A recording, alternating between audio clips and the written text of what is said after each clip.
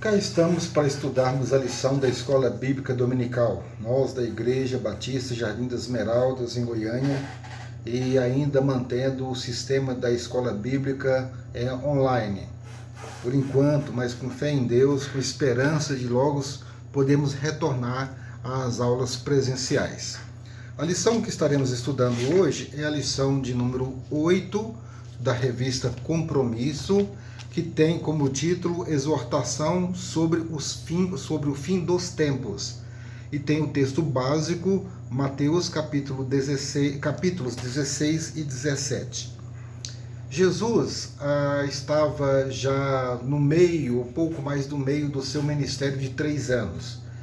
E ele estava chamando a atenção dos seus discípulos e daquelas pessoas que o ouviam para a necessidade de estarem preparados para o fim realmente dos tempos, para as situações adversas que viriam, e posteriormente ele já começa a falar sobre a sua morte.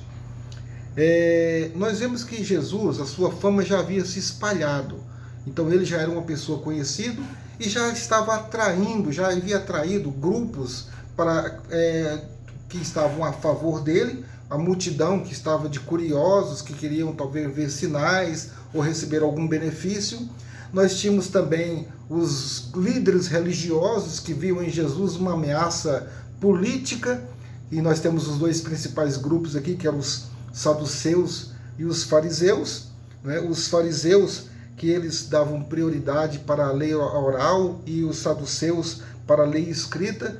Ambos os grupos que eram radicais, eles eram muito legalistas e eram inimigos. Mas nesse caso aqui, eles se uniram contra Jesus. A intenção era atacar a Jesus, era pegar Jesus em uma falha, e como diz o comentarista aqui, eles queriam, na verdade, um sinal que mostrasse quem era Jesus.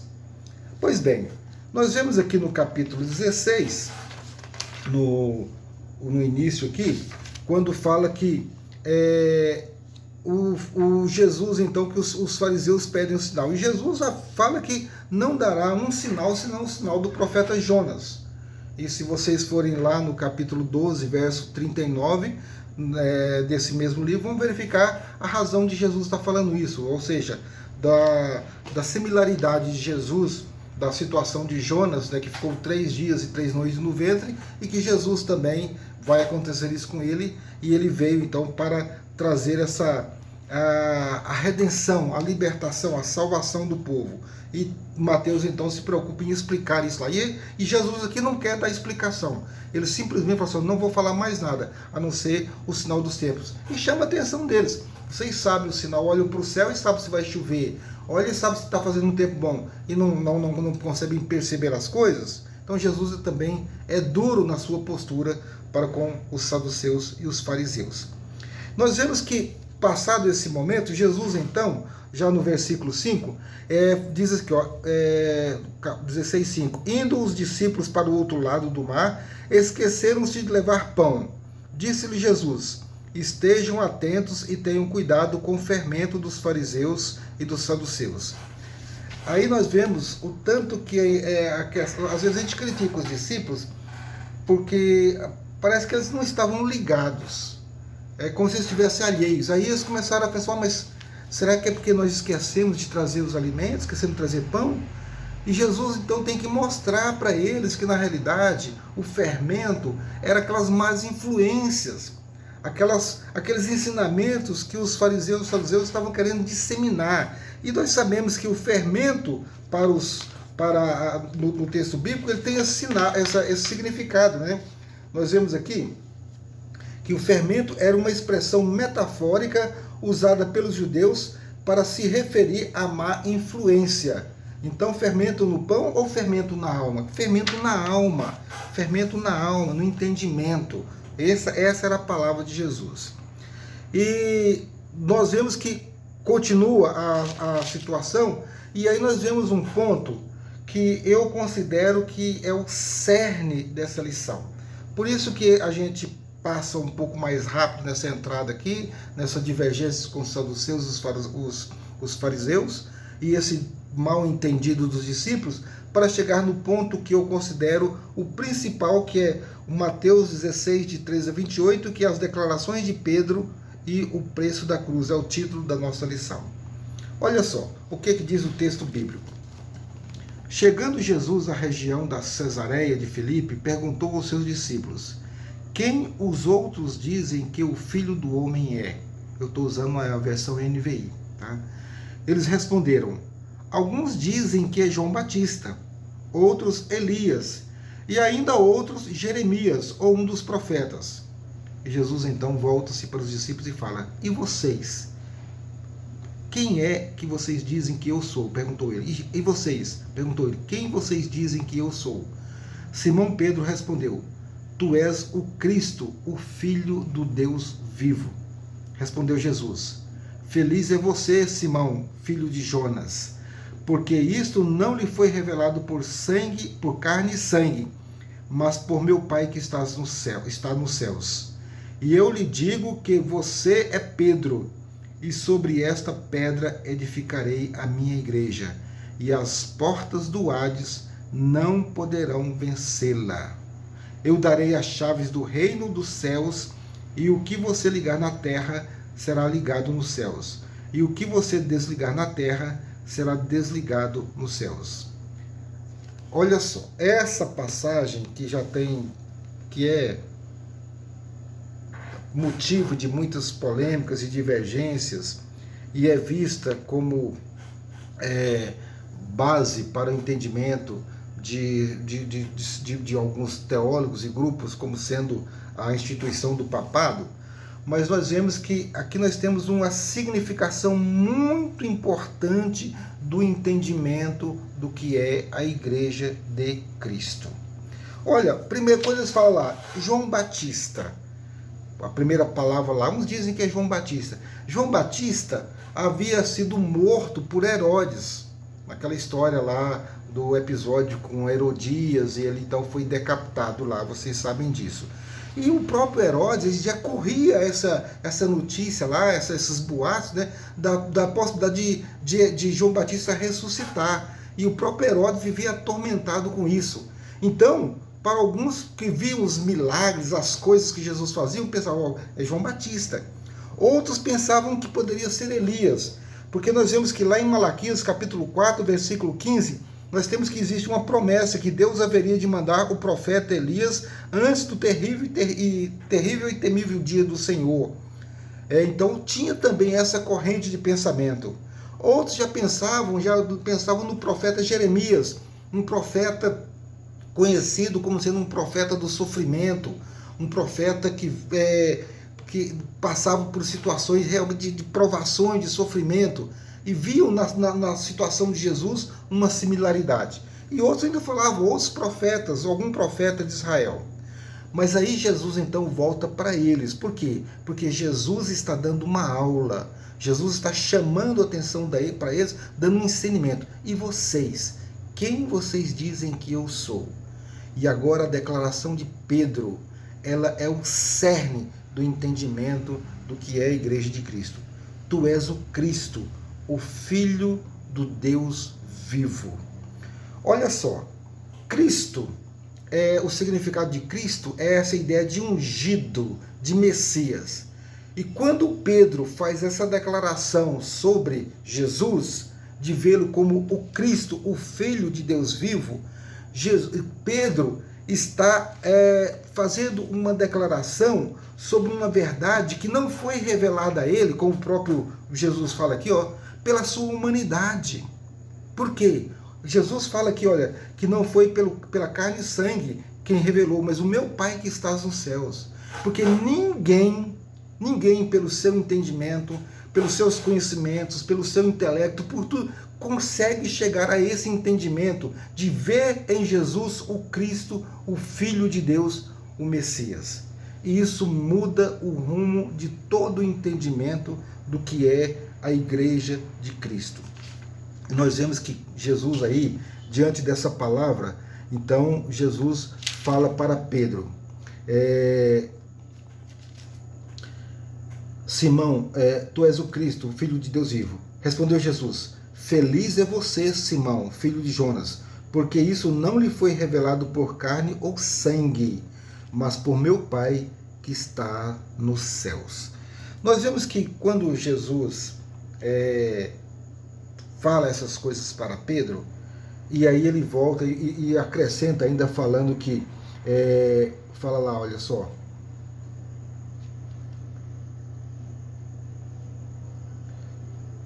e eu lhe digo que você é Pedro, e sobre esta pedra edificarei a minha igreja, e as portas do Hades não prevalecerão contra ela.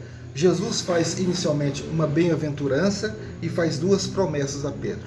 A primeira bem-aventurança é essa declaração da felicidade, daquela que tanto que Pedro foi feliz na sua resposta. Tu és feliz, Pedro. Tu és feliz. E esse entendimento que você alcançou não é pelo seu conhecimento, não é pela sua sabedoria, mas foi revelado. Ou seja, isso muda. Nós sabemos o seguinte: o reino de Deus, ele veio, nós tomamos posse do reino de Deus, porque o reino de Deus veio até nós, porque o próprio Filho de Deus, o próprio Deus veio, então nós passamos a pertencer ao reino de Deus. Mas para pertencer ao reino de Deus, só existe um caminho, é o entendimento, é o conhecimento, é a aceitação de Jesus como sendo o Filho de Deus, o Cristo, o Messias ou ungido. Não existe outro caminho. E Pedro, então, quando ele faz essa declaração, ele mostra, ele escancara essa realidade de uma forma que vai nortear tudo. Por isso, Jesus enfatiza da felicidade da sua assertiva. Feliz, Pedro, você é muito feliz porque você entendeu o significado do reino de Deus, entendeu o significado do Messias. E na sequência ele faz duas promessas, né? Que sobre esta pedra, tu és Pedro, e sobre essa pedra. Nós sabemos da polêmica que gira em torno disso aí. É interessante que nós podemos entender, para nós entendermos esse versículo 18 aí, sobre esta pedra edificarei a minha igreja, nós precisamos compreender algumas coisas importantes. Primeiramente, o significado de pedra, o significado de a minha igreja, o significado de edificarei e o significado de portas do inferno. Essa questão de sobre essa pedra não é, no entendimento de muitos teólogos, de estudiosos, não é o Pedro indivíduo, mas é o Pedro confessante, é a declaração de Pedro, é aquele Pedro que confessa, que declara, é o Pedro que iluminado, não é a pessoa ou o indivíduo de Pedro, é a declaração dele que faz esse sentido. Então tu és Pedro, e sobre essa pedra, sobre essa assertiva, sobre esse entendimento, sobre essa declaração, edificarei a minha igreja. E aí entra outro aspecto interessante do entendimento de a minha igreja. A palavra igreja, segundo os estudos de algumas pessoas, no grego, não é uma palavra inventada por Jesus. Na realidade, referia-se à Assembleia de Israel desde o Antigo Testamento. Era chamado de igreja, segundo alguns estudiosos do grego. Então, mas só que aqui Jesus vai referir-se à minha igreja. A minha igreja tem um novo significado. Não é aquela assembleia de todos os judeus, não é a assembleia daqueles exclusivos que entendem, que reconhecem e que aceitam Jesus como Cristo, o Filho de Deus. Esta é a minha igreja. Então é necessário entender que a igreja de Cristo não é feita por todas as pessoas, mas é feita por aqueles exclusivos que entendem, que aceitam Jesus como Cristo, o Filho de Deus. Edificarei. Edificar a igreja, quando Jesus fala em edificar a igreja, é esse trabalho de arrebanhamento, de união. Quando Jesus, ao longo do seu ministério e preparando os discípulos para isso, vai arrebanhando, vai unindo essas pessoas, para que essas pessoas que têm esse entendimento de Cristo como sendo o Filho de Deus, como sendo o Messias, como essas pessoas então estarão nessa igreja edificada, construída nesse processo de arrebanhamento e união. Então é interessante nós entendermos esse sentido de edificarei. É um povo sagrado, um povo separado, um povo separado. E as portas do inferno. E aqui nós vemos algo interessante, que o significado de inferno, diferentemente de que às vezes a gente pensa, é que é aquele lugar onde nós vemos o diabo lá atormentando todo mundo e fazendo, se alegrando com o sofrimento. Diferentemente disso, o entendimento dos teólogos é que o diabo não está no inferno, ele vai para o inferno e ele vai para ser atormentado. Ele vai para ser atormentado, ele está rodeando o mundo, buscando a quem possa tragar. E quem é que vai estar lá no inferno? Ou seja, no Hades? São aquelas pessoas que não aceitam esse entendimento de Jesus como Filho de Deus. Então aí está a chave dos céus dada à igreja.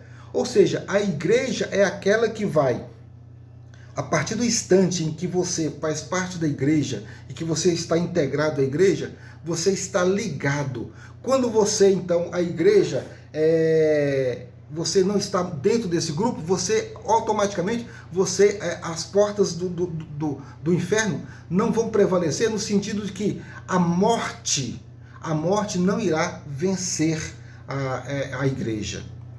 E Jesus, quando morreu e ressuscitou, ele venceu a morte. E o cristão, quando compreende Jesus como Cristo, o Filho de Deus, e aceita ele como único e suficiente Salvador, ele também não será vencido pela morte. Ou seja, as portas do inferno não prevalecerão sobre ele.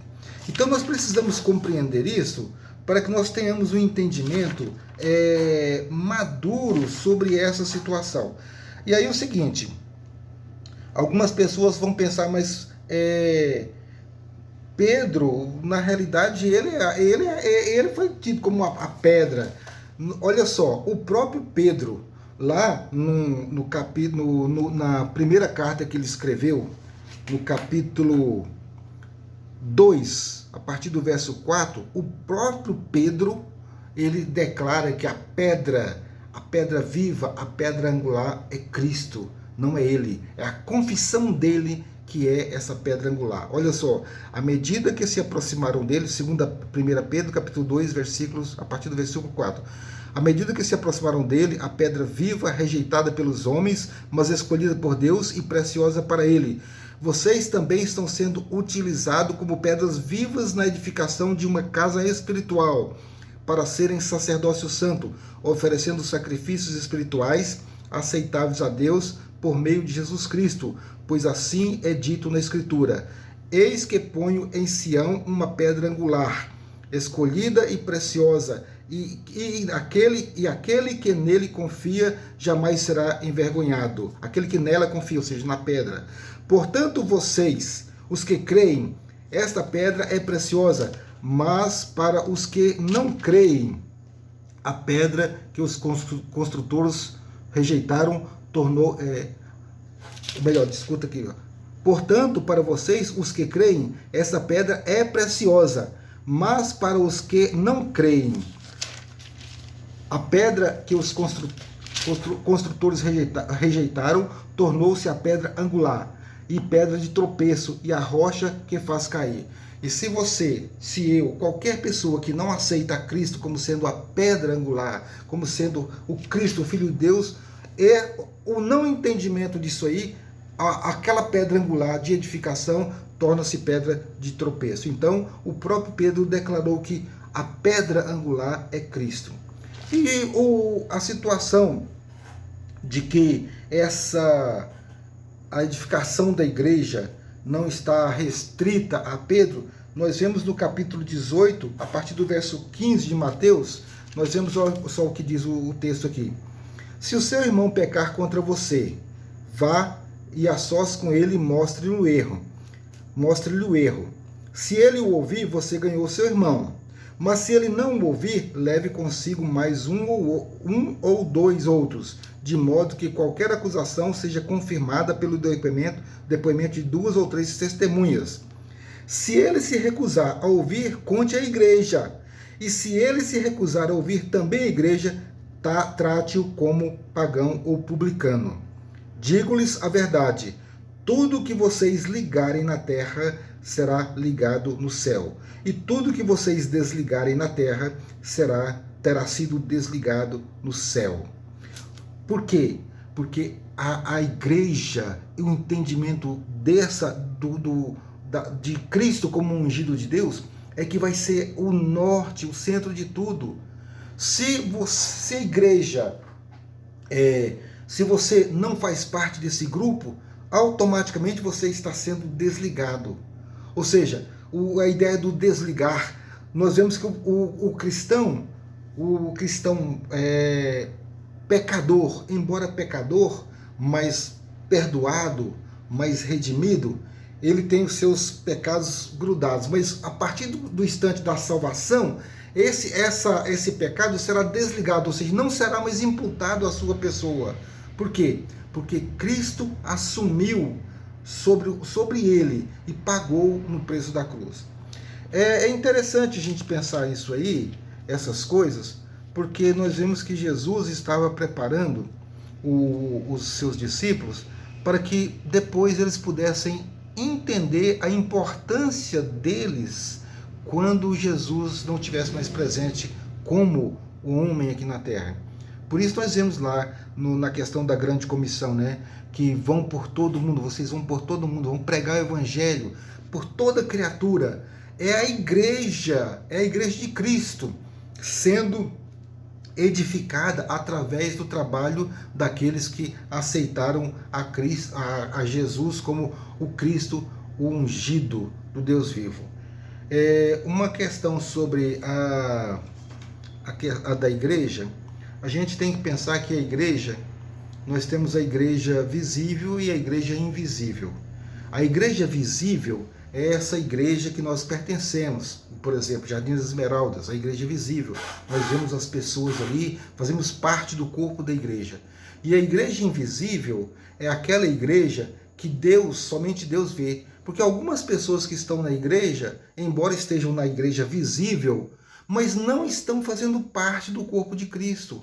Porque é algo muito pessoal, muito íntimo e que vai depender do seu entendimento, da sua aceitação real e direta com Deus. E Deus conhece todos, conhece o íntimo, conhece as profundezas do nosso coração muito antes de nós nascermos. Então nós temos que pedir que Deus nos dê sabedoria, nos dê entendimento para que nós possamos cada dia mais sermos fiéis a Jesus como Cristo, como Filho de Deus, como ungido, como nosso Salvador, para que a nossa vida seja uma vida de verdade, uma vida de edificação, uma vida de construção do Evangelho que está sendo pregado, porque a promessa é que nós devemos pregar o Evangelho por onde quer que nós formos, seja com a nossa palavra, seja com a nossa vida, com o nosso testemunho, com a nossa maneira de ser. Então Jesus, aqui preparando os seus discípulos para que eles tivessem esse entendimento, a preparação do fim dos tempos. E quando será o fim dos tempos para nós? Ou seja, nós sabemos que o dia de amanhã nós não temos ideia de quando vai ser. Nós estamos hoje aqui, eu estou aqui falando, você em algum momento vai estar vendo esse vídeo, mas quando será aquele momento que você vai partir para a glória? Então, nós temos que entender que fazer parte da igreja de Cristo é uma decisão séria e que depende de uma decisão pessoal, única, intransferível. Ninguém pode transferir esse crédito para ninguém. Pai não transfere para filho, filho não transfere para pai, e de forma alguma. Cada pessoa responde pelos seus atos. E aí sim, se você não aceitar Jesus como o Cristo, o Filho de Deus vivo, aí as portas do inferno, ou seja, o Hades, é lá que serão a prestação de contas. Por quê? Porque para quem aceita, ele não será vencido pela morte, mas porque Cristo, através da sua ressurreição, nos deu também a condição de vida eterna. Que Deus possa nos abençoar, nos ensinar a ter uma vida cada dia mais buscando a aproximação dele, de Deus, a aproximação da verdade, e apesar das nossas falhas, dos nossos defeitos, que possamos cada dia mais estarmos com a mente voltada para seguir o caminho, seguir o rumo em busca da estatura de varão perfeito.